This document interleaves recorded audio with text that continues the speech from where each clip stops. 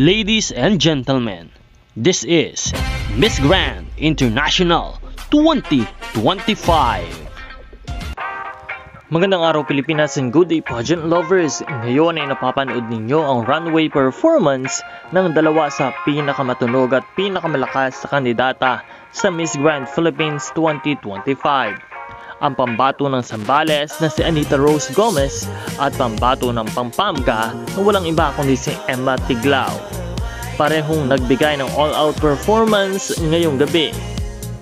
Si Anita Rose ay muling pinatunayan ang kanyang malaking improvement at fierce na stage presence na sinabayan ng confidence at polished walk na talagang umagaw ng atensyon ng mga hurado at fans. Samantala, si Emma Tiglao naman ay naghatid ng queenly aura at elegance na may halong matinding confidence.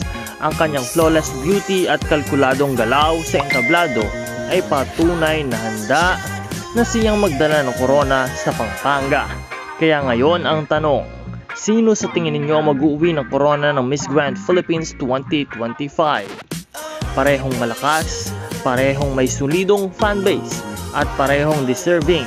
Kaya mas lalo pang magiging mainit ang laban sa mga susunod na araw. Sino sa tingin nyo ang nagwagi sa runway challenge? I-comment lamang ang inyong kasagutan sa ating comment box at huwag kalimutan na mag-subscribe para sa lahat ng mga bagong balita at mga bagong updates. This is Nel2204, your pageant vlogger host. Panatilihin nakatutok sa channel na ito para sa lahat ng mga bagong kaganapan. Maraming salamat sa panonood.